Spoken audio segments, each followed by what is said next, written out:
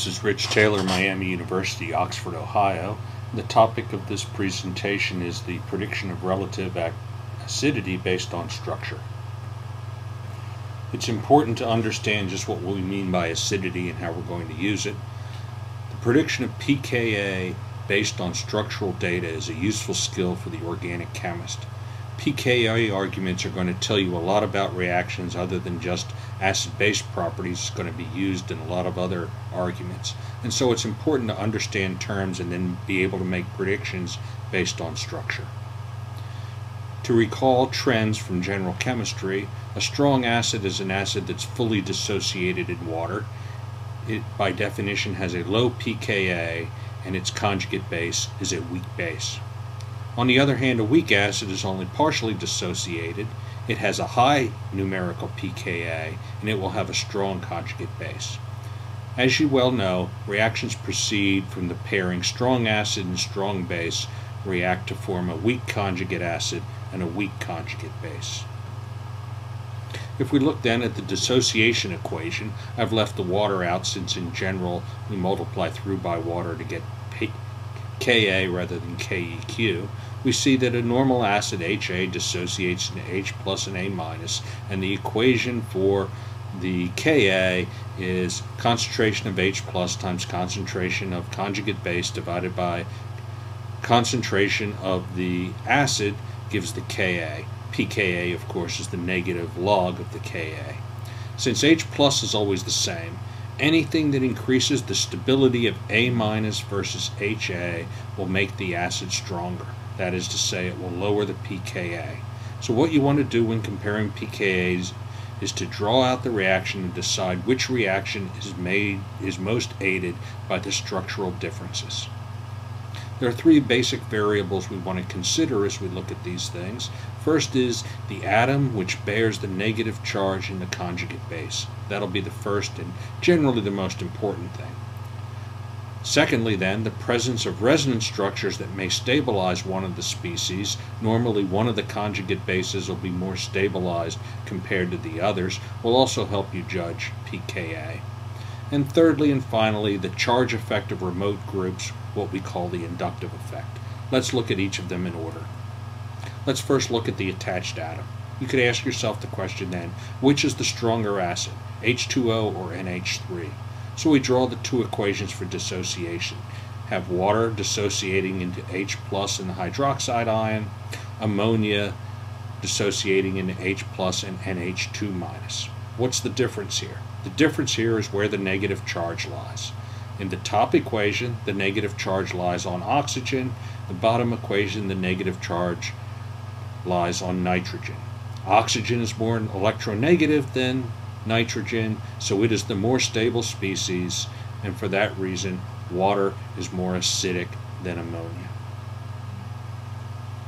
A different related question that needs to be analyzed a bit differently is which acid has the higher pKa, HBr or HF. Now if we look at the dissociation, we see now that we're actually comparing the difference between F minus and Br minus.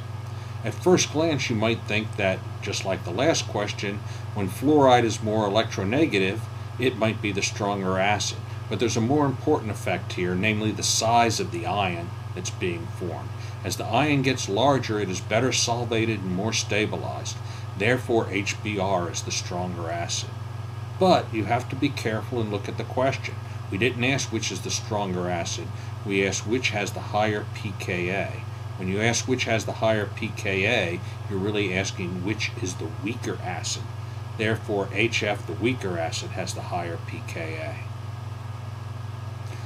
So to summarize the attached atoms, if the difference between the atoms and the ions is the atom bearing the charge, all you need to do is look at the periodic chart. The further their atom is to the right, the stronger the acid. The further down the periodic chart is, the stronger the acid as well. We can then move on to resonance. The presence of resonance adds stability to the structure. The equilibrium will shift to favor the resonance-stabilized species. If the attached atoms are the same, the acidity can be predicted by looking for resonance. And the question you might ask is which has the lower pKa, phenol or cyclohexanol? Don't worry about what those names mean. I'll show you the structure on the next slide. We just want to approach the question. The top structure here is cyclohexanol. It dissociates to form that O- species in H+, and so the negative charge is located on oxygen. This bottom species is phenol. This structure is a little bit of a shorthand that another YouTube video will denote for you, but let's just look at it closely here. When phenol dissociates, it also puts a negative charge on the oxygen, and so negative charges on oxygen in both cases, but the presence of these double bonds in phenol gives the opportunity for a lot of resonance. We can begin to move electrons about that ring in an elaborate dance that you'll see many, many more times. So we can bring these electrons in, isolate a negative charge out on carbon, move electrons again, and just sort of dance this negative charge all the way around the ring. So we see that in addition to having a negative charge on oxygen, it also has a lot more resonance. Resonance is stabilizing, so compared to this structure, the phenoxide anion is much more stable. What that means is phenol is much more easily dissociated because it forms a much more stable species. That makes it a stronger acid. That gives it the lower pKa. The inductive effect is the third effect, and it's what I like to call a remote effect. It's based on the presence of atoms near the reaction site that don't really participate in the way the previous examples do. They bias the electron density, and then charge effects, plus minus attracting, affects the equilibrium. So you might ask, which is the stronger acid, acetic acid or chloroacetic acid? Here's acetic acid and chloroacetic acid.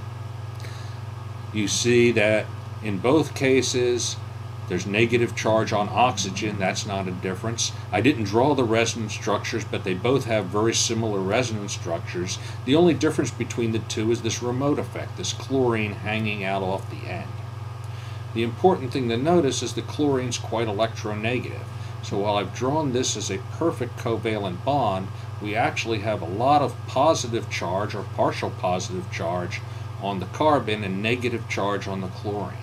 Look then, this little bit of polarized positive charge is very near the negative charge. Plus and minus attract. That's a stabilizing influence that isn't available to plain old acetic acid. Thus, the conjugate base is stabilized. Chloroacetic acid is the stronger acid. Wrapping it all up then and summarizing, then we can say that when comparing acids, the first thing to do is write the equation for the dissociation, look at it closely and determine what makes the two equations different. If the difference is the atom that bears the negative charge, then all you need to do is look at the periodic chart. The atoms furthest to the right and down on the periodic chart are the most stable and hence the best acid. If resonance occurs, the equilibrium is shifted to favor the species with resonance. And then if the effect is remote, the presence of electronegative groups nearby is acid strengthening.